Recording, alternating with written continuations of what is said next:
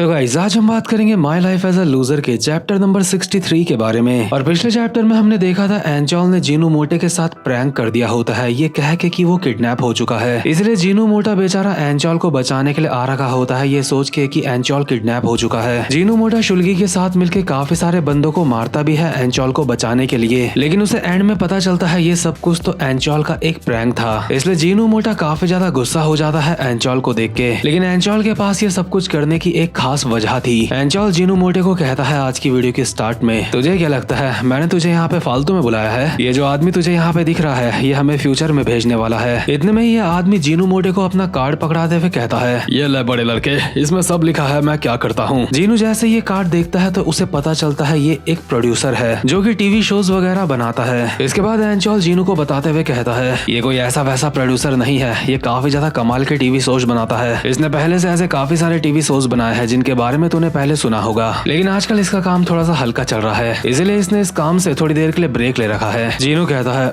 लेकिन फिर भी इस जैसा इंसान यहाँ पे क्या कर रहा है? एंचोल कहता है क्या अब तक तुझे ये बात समझ नहीं आई है? मैंने ये सिचुएशन इसलिए बनाई है ताकि तू टीवी में आ सके। जीनू हैरान होकर कहता है क्या टीवी में? आखिर तुम ये क्या बोल रहे हो? मुझे इसे ठीक तरीके से समझाओ ताकि मेरा दिमाग सही से काम कर सके। मुझे ठीक से समझाओ आखिर तुम ऐसी एक्टिंग क्यों कर रहे थे जैसे तुम किडनैप हो गए थे? एंचोल कहता है अबे मैं एक्टिंग नहीं कर रहा था, इस अंकल ने मुझे लगभग किडनैप कर ही लिया था। इतने में ही ये आदमी कहता है हे बड़ी उसे ठीक से समझाओ नहीं तो वो मेरे बारे में गलत सोचेगा। हे असल में मैं इसको किडनैप करने की कोशिश नहीं कर रहा था, मैं तो बस तुम्हारे दोस्त को थोड़ा सा टेस्ट करना चाहता था। मैं देखना चाहता था मेरी बेटी जिस लड़के के प्यार में गिरी है वो कैसा है। जीनू मोटा कहता है क्या आपकी बेटी? इस बंदे के ही पीछे इसकी बेटी का पोस्टर लगा होता है, यानी कि नारी जियोंग का। ये बंदा ये पोस्टर दिखाते हुए कहता है तुम बिल्कुल सही समझे, मेरी बेटी ये है दुनिया में सबसे ज्यादा सुंदर लड़की। जीनू अपने मन में कहता है क्या ये सच में उसका बाप है? तो तुमने सच में मेरे दोस्त को इसलिए किडनैप करा क्योंकि इसने तुम्हारी बेटी को रिजेक्ट करा था? बड़े लड़के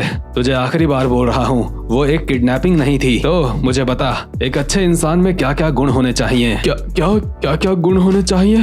उसका कैरेक्टर अच्छा होना चाहिए। एग्जैक्टली तूने बिल्कुल सही कहा। एक अच्छे इंसान को ये हमेशा पता होना चाहिए कि बाकियों को एंटरटेन कैसे करना है। एक अच्छे इंसान के बारे में कभी किसी को पता नहीं होना चाहिए कि वो आगे क्या करने वाला है। एक अच्छा इंसान जो भी काम करता है वो पॉपुलर बनता जाता है, यानी कि जो अपनी ऑडियंस को सेटिस्फाई कर सकता है वो एक अच्छा इंसान हो सकता है। इसलिए जब जीनू स्कूल जा रहा था तो रास्ते में मैंने अपने बंदे उसके पास भेज दिए थे। मैं देखना चाहता था कि जीनू के सामने ये सिचुएशन अचानक से आई है उसको वो कैसे हैंडल कर पाएगा। हालांकि ये बात सच है, मैंने असली गैंगस्टर्स का भी इस्तेमाल करा था ये काम करने में ताकि ये सब कुछ बहुत ज्यादा असली लगे। जीनू कहता है अच्छा ऐसी बात है, तो ऐसा करके तुम्हें क्या पता चला? ये सब कुछ करके मैंने देखा जीनू ने उन सारे ही बंदों को मार के जमीन में गिरा दिया था जो मैंने भेजे थे। मैंने बिल्कुल भी नहीं सोचा था कि ऐसा कुछ हो सकता है। मैं सच में काफी ज्यादा सरप्राइज हो चुका था और इसी वजह से जीनू मेरे टेस्ट में पास हो गया था। यानी कि हमने जो देखा था एक बंदा एंचोल के ऊपर हमला करने वाला होता है, वो दरअसल एंचोल के ऊपर हमला नहीं कर रहा था, वो एंचोल के सामने फोन दिखा रहा था उसे, और फोन में यही बंदा एंचोल से बात कर रहा होता है। और इस तरीके से एंचोल इस बंदे की मुलाकात हुई होती है और अभी प्रेजेंट मोमेंट में यह आदमी बोल रहा होता है इस लड़के ने मेरा दिल जीत लिया है, मुझे बहुत ज्यादा खुशी है कि ये मेरी बेटी का बॉयफ्रेंड है। एंचोल कहता है मैंने ऐसा नहीं कहा कि मैं तुम्हारी बेटी को डेट करने वाला हूँ। जीनू कहता है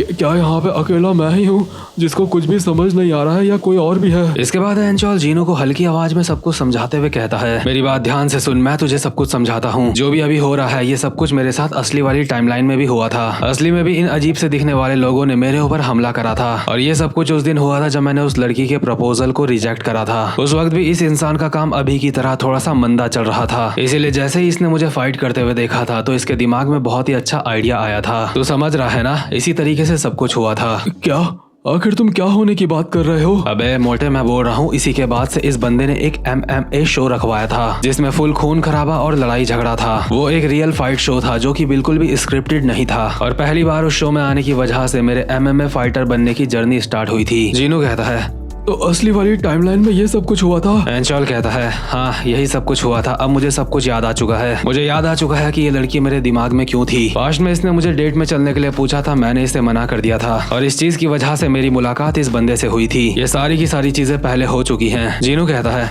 क्या पिछली वाली टाइमलाइन में तुम टीवी में आए थे? आखिर तुम इतनी बड़ी बात को भूल कैसे सकते हो? एंजल कहता है, मुझे अच्छी तरीके से याद है कि मैं टीवी शो में आया था, बस मुझे ये याद नहीं आ रहा था कि मैं किस वजह से टीवी शो में गया था। बेवकूफ कहेंगे, ये एक ही बात है, तू भूल चुका था, मान जा। लेकिन अभी प्रेजेंट मोमेंट में हमारे साथ एक दिक्कत है। इस वाली सिचुएशन में हमारे रोल आपस में स्विच हो चुके हैं, इसलिए मुझे इस बात का ध्यान रखना था कि इस वाली टाइमलाइन में ये बंदा एंजल जैंग को फाइट करता हुआ देखे, ना कि जीनू किम को। जीनू कहता है, अच्छा, इसलिए तुमने एक्टिंग करी जैसे तुम किडनैप हो चुके हो। इतने में ही ये आदमी जिसको इन दोनों की बातें अब तक सुनाई नहीं दे रही थी, ये कहता है, मैं ये जानता हूँ मेरा मजाक कुछ ज्यादा ही हो गया था, लेकिन जिन्हों ने मुझे कहा था वो मुझे किसी ऐसे बंदे से मिलवाने वाला है जिसके अंदर काफी ज्यादा पोटेंशियल है। वैसे भी मैं एक वैरायटी शो प्रोड्यूसर हूँ, तो मैं ऐसे टैलेंट को कैसे ना देखता। जीनू कहता है, तो वो जो बाहर लोग हमारे साथ फाइट कर रहे थे वो सारे के सारे एक्टर हैं? नहीं नहीं, वो लोग प्रोफेशनल लोग हैं जिन्हें मैंने सिक्योरिटी गार्ड कंपनी से हायर करा था। मैं चाहता था मेरा ये प्रैंक बिल्कुल असली लगे, इसलिए मैंने प्रोफेशनल बंदों को हायर करा था। हाँ, उनमें से कुछ कुछ लोग एक्टर भी हैं, लेकिन दूसरे सीन में हम देखते हैं चाहे वो लोग एक्टर होंगे या फिर प्रोफेशनल, शुल्गी ने उनको मार मार के जमीन में गिरा रखा होता है और उनके ऊपर लेट रखा होता है। लेकिन ये जो दाढ़ी वाला बंदा होता है जिसको जीनू ने लास्ट में मारा था, ये कोई एक्टर नहीं होता, ये सच में गैंगस्टर होता है और शायद ये अपनी फुल पोटेंशियल के साथ अभी फाइट नहीं कर रहा था, ये मेरा मानना है। तो खैर इसके बाद एंजल इस आदमी को कहता है, तो ठीक है, मुझे लगता है समझना समझाना बहुत हो चुका है, तो अब बताओ तुम इसके बारे में क्या सोचते हो? तुमने देखा ना मेरा ये मोटा दोस्त कितना ज्यादा खतरनाक है, ये काफी सारी प्रॉब्लम्स का सामना करके यहाँ टॉप फ्लोर में पहुंचा है। तुमने देखा ना इसके अंदर कितनी ज्यादा हिम्मत है, ये अपने दोस्त को बचाने के लिए काफी ज्यादा डेंजर जगह में भी घुस गया। तुमने देखा ना कैसे इसने दोस्त की मदद से अपने सब कुछ यहाँ पे निपटाया है। या तुम्हें इसे देख के ऐसा नहीं लगता कि इसे किसी टीवी शो का एक मेन बंदा होना चाहिए? इसको देख के तुम्हारे दिमाग में कोई आइडिया आ रहा होगा किसी टीवी शो का, है ना? अगर मैं तुम्हें आइडिया दूं तो कैसा रहेगा, तुम इसे किसी मार धाड़ वाले टीवी शो में रख लो। यानी कि एंजल इस बंदे के मन में इनडायरेक्टली ये बात डाल रहा होता है कि इसे MMA के शो में रख ले। और इतने में ही इस प्रोड्यूसर के मन में एक आइडिया आ भी जाता है और ये कहता है, हाँ मेरे पास एक आइडिया है, मैं इसे एक ऐसे शो में रखूंगा जो बिल्कुल अनस्क्रिप्टेड होगा। वो शो एक ऐसा शो होगा जहां पे तुम्हारा दोस्त पूरी दुनिया को अपनी पोटेंशियल दिखा सकता है। ठीक है, अभी मुझे जाना होगा ताकि मैं सबकी तैयारी कर सकूं। जीनू के अभी पसीने छूट रहे होते हैं ये सोच के कि वो MMA के फाइटिंग शो में आने वाला है जो कि बिल्कुल अनस्क्रिप्टेड होगा, यानी कि वहां पे जो भी फाइट होंगी सारी की सारी रियल होंगी। इसलिए जीनू अपने मन में बोल रहा होता है, तो ये चीज तय हो चुकी है, क्या मैं सच में टीवी में आने वाला हूँ? और क्योंकि जीनू को पहले एंजल के ऊपर यकीन नहीं हो रहा था कि वो किसी प्रॉब्लम को सॉल्व कर सकता है, इसलिए एंजल ने भी जीनू मोटे की गर्दन पकड़ ली होती है और कहता है, हरामजादे, मैंने तुझे कहा था ना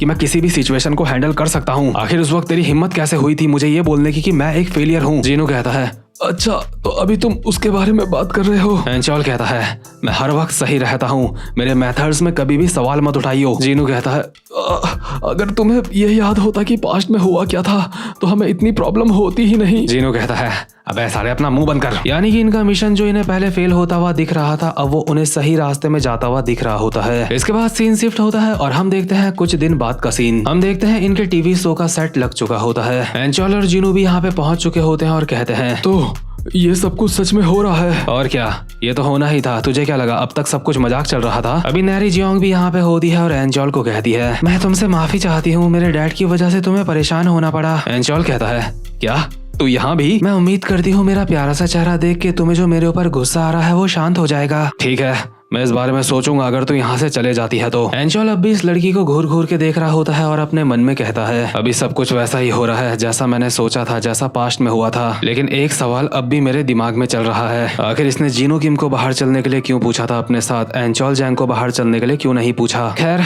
ये बात मायने नहीं रखती है क्योंकि मेरा प्लान अभी ठीक से चल रहा है। इतने में ही हम देखते हैं यहाँ पे चश्मिश भी पहुंच चुका होता है जो बार बार इनकी मदद करने की कोशिश करता रहता है और कहता है, वो आज मैं पहली बार किसी टीवी शो को अपने सामने शूट होते हुए देखूंगा। एंजल कहता है, अबे साले आखिर तू यहाँ पे क्या कर रहा है बे? चश्मिश कहता है, मास्टर आप इतने ज्यादा उदास क्यों हो मुझसे? मैंने आपकी मदद करने के लिए काफी कुछ सहा है। खैर जो भी हो, अभी जो चल रहा है इसका मतलब यह है कि मास्टर एंजल का चेहरा पूरी दुनिया टीवी में देखने वाली है ना? इसलिए मुझे तो यहाँ पे आना ही था क्योंकि बात अभी मास्टर एंजल की है। चश्मिश के हाथ में अभी एक व्हाइट बोर्ड भी होता है जिसमें वो किसी सेलिब्रिटी का ऑटोग्राफ लेना चाहता होता है। ये बात जैसे ही एक लड़की के कान में पड़ती है तो हमें सिर्फ इस बोर्ड में एक हाथ चलता हुआ दिखता है जो ऑटोग्राफ दे देता है। और आप समझ ही चुके होंगे ये ऑटोग्राफ किसने करा है। लेकिन जीनू अभी नर्वसनेस के साथ बोल रहा होता है, ओ माय गॉड, मैं सच में काफी ज्यादा नर्वस हूँ। ये मेरा पहला टीवी शो है। जब मैं सोचता हूँ कि पूरी दुनिया वाले लोग मेरा चेहरा देखेंगे अब टीवी में तो मैं काफी नर्वस हो जाता हूँ। एंजल कहता है, चिंता मत कर, ये सब कुछ बहुत बाद में नहीं होगा, ये आज ही होने वाला है। जीनू कहता है,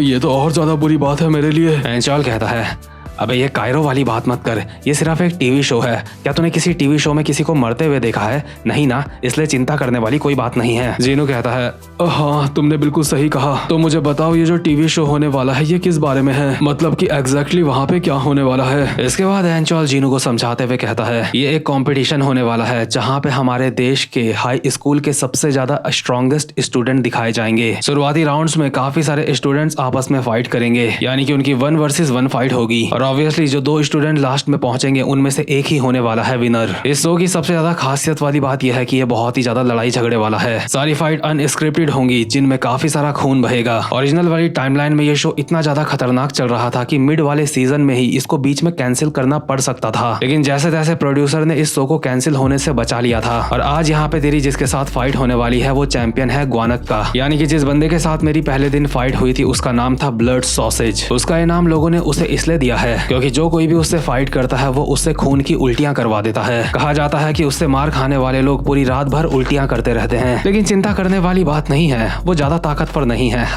जीनू ये सारी बातें सुन के डर जाता है और यहाँ से भागने की कोशिश करते हुए कहता है, हरामजादे, मुझे समझ आ रहा है कि अब तक तूने मुझे सारी बातें क्यों नहीं बताई थी। नहीं, मैं ये सब कुछ करने के लिए तैयार नहीं हूँ, मैं ये नहीं कर सकता। लेकिन एंचॉल जीनू मोटे को यहाँ से जाने नहीं देता और उसको पकड़ के कहता है, अबे कहाँ जा रहा है, शो स्टार्ट होने वाला है। इतने में ही शो की अनाउंसमेंट भी होने लगती है और इन लोगों को आवाज आती है, सारे कंटेस्टेंट तैयार हो जाओ, ये शो कुछ ही पलों में शुरू होने वाला है। ये सुन के जीनू मोटे की सांसें अटक गई होती है और एंचॉल अपने मन में बोल रहा होता है, इसे मैं स्पेशल ट्रेनिंग भी दे रहा हूँ और इसे असली फाइट का एक्सपीरियंस भी मिल रहा है। मैं बस ये चाहता हूँ कि जीनू मोटे को अपने ऊपर भरोसा हो। मैं सोच रहा हूँ शायद मुझे जीनू को पूरी बात नहीं बतानी चाहिए थी, लेकिन इसकी वजह से जीनू शो के बीच में भी कोई मुसीबत खड़ी कर सकता था। अभी के लिए जीनू के लिए यही सही रहेगा कि वो अपने दुश्मन के ऊपर ध्यान दे। इसी के साथ शो शुरू हो चुका होता है और एक बंदा जीनू मोटे के सामने खड़ा होकर कहता है, हेलो एवरीवन, तो आज जो मैच आप देखने वाले हो वो एक ब्लड बाथ होने वाला है जिसे लड़ेगा ये हाई स्कूल का स्टूडेंट। ये कोई मामूली हाई स्कूल का स्टूडेंट नहीं है, इसका नाम है एंचॉल जैंग और लोग इसको डेविल के नाम से भी बुलाते हैं। लेकिन आपको इतनी जल्दी नतीजे पे नहीं पहुंचना चाहिए क्योंकि इस डेविल के सामने जो दुश्मन है वो भी काफी ज्यादा खतरनाक है। इसी के साथ साथ एंचॉल एक स्माइल के साथ अपने मन में बोल रहा होता है, मुझे काफी ज्यादा मेहनत लगी है यहाँ तक पहुँचने के लिए, लेकिन ना जाने क्यों उसके बावजूद भी मुझे कुछ गड़बड़ लग रही है। क्या ओरिजिनल वाली टाइमलाइन में भी उन्होंने फाइटिंग के सारे सीन यहीं पे शूट करे थे? लेकिन इतने में ही अनाउंसमेंट हो जाती है, तो अब आपके सामने आ रहे हैं ब्लड सॉसेज। एंचॉल हैरान होकर अपने मन में कहता है,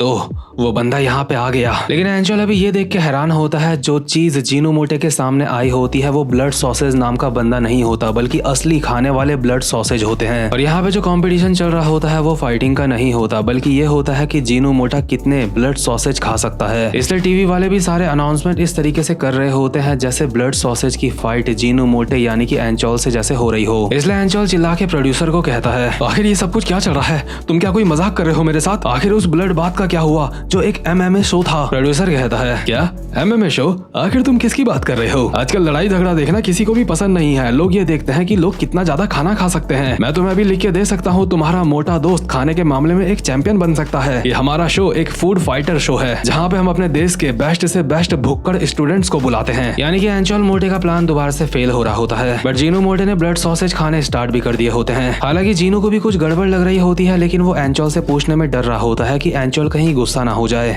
और एंचॉल के दिमाग में ये बात चल रही होती है, अगर ऐसा ही चलता रहा तो जीनू मोटा हमारी कंट्री का सबसे बड़ा भुक्कड़ बन जाएगा, ना कि फाइटर बनेगा। इसलिए चाहे कुछ भी हो, एंचॉल को ये सब कुछ जल्दी से रोकना होगा, लेकिन कैसे? और इस कैसे का जवाब एंचॉल को मिलता है पिंक मैन के रूप में। एंचॉल फटाक से भाग के जाता है और यहाँ पे पिंक मैन बन के वापस आ जाता है। और ऑब्वियसली पिंक मैन बन के वो इस खाने के कॉम्पिटिशन को चलने नहीं देगा और किसी तरीके से इस कॉम्पिटिशन को MMA में बदलने की कोशिश करेगा। लेकिन ये सब कुछ कैसे होगा ये हमें पता चलेगा अगले चैप्टर में, और इसी के साथ ये वाला चैप्टर यहीं पे खत्म होता है। तो खैर गाइस, वीडियो को लाइक और चैनल को सब्सक्राइब जरूर से कर लेना। अब मैं मिलूंगा आपसे अपनी नेक्स्ट वीडियो में, तब तक के लिए गुड बाय।